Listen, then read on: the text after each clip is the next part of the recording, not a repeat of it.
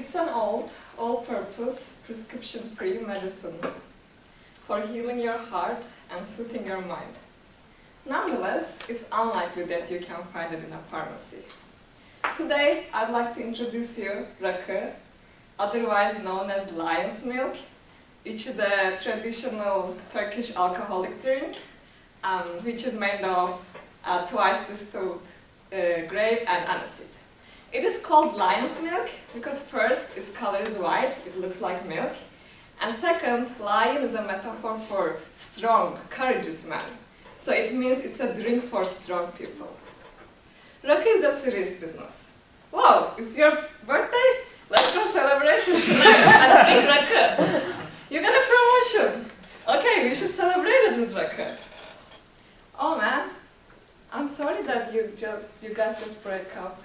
You should just, okay, let's get a Raki tonight and just try to build your friend. Don't worry, you're gonna find another job.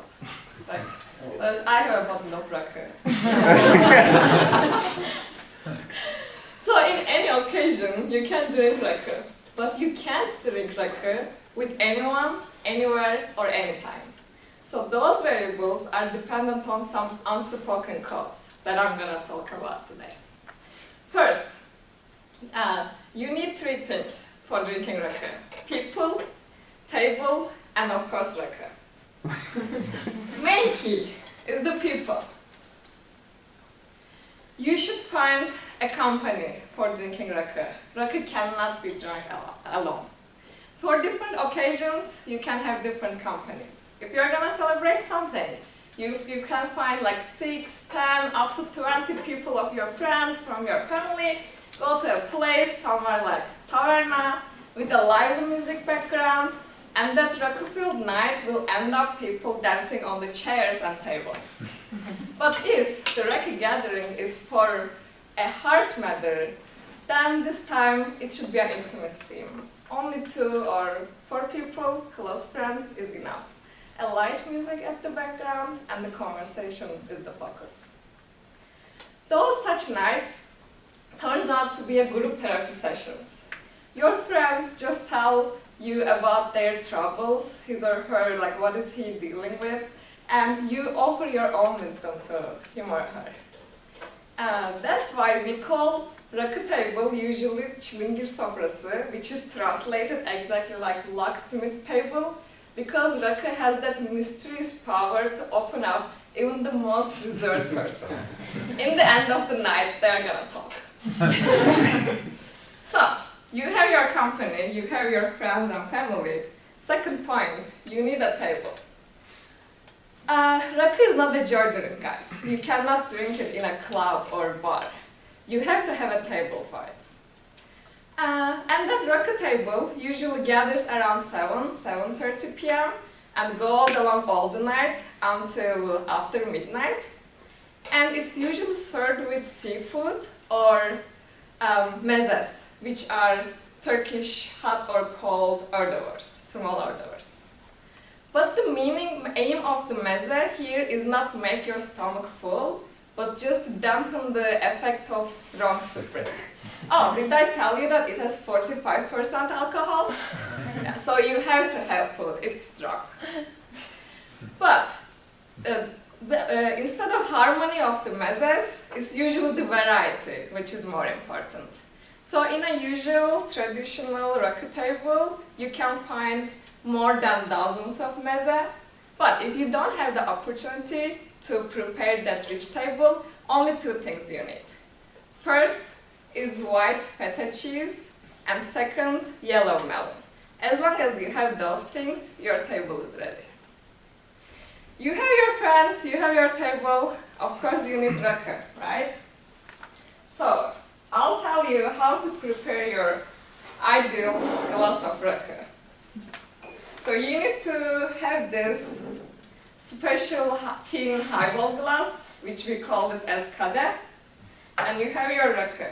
First thing, the youngest person at the table should serve the Raki. It's kind of a respect issue. So, you start filling it. Yes. If you are a bigger if you're a newbie, you might want to stop here.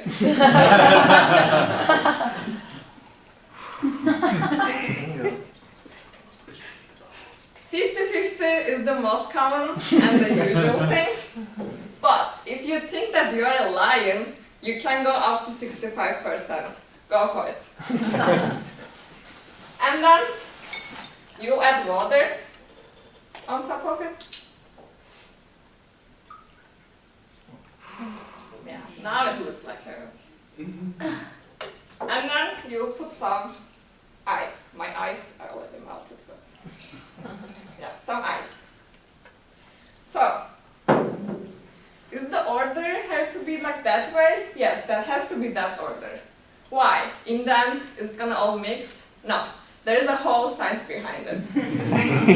Because if you put water first and then rakı, you cannot arrange the level of rakı and then its smoothness. The aniseed will go on top of the glass and you're gonna lose the taste. If you put ice first before them, this time your alcohol will be crystallized and it's not gonna be dissolved as it's supposed to be. That's why you have to make this disorder. We came to toasting. So while toasting, just be careful that the bottoms of the glasses should cling to each other. If you touch it to someone else's top of the glass, it means that you think that you are better than him or her. Don't do that. And if you don't like rakı or you don't want to drink that night, just get one and pretend like you are doing it. Because it's offensive drinking something else on a rakı night, like on a rakı table. Also, never ever chuck the rakı glass. Rakı is meant to be drunk slowly, sip by sip, so that the conversation goes longer and longer. There is also another really lovely tradition that I like. If you have someone in your mind that you wish he or she was there with you, after toasting and before sipping, you will just knock on the table lightly for him or her. So, we come to toasting. I don't have enough rakı for everyone.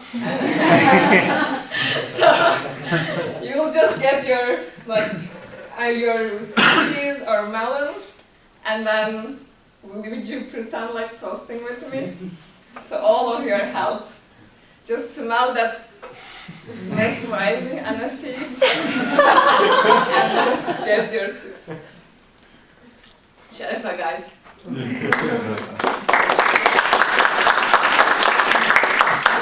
As one of my favorite poets, Orhan Veli says, I wish I were a fish in a bottle of rakı.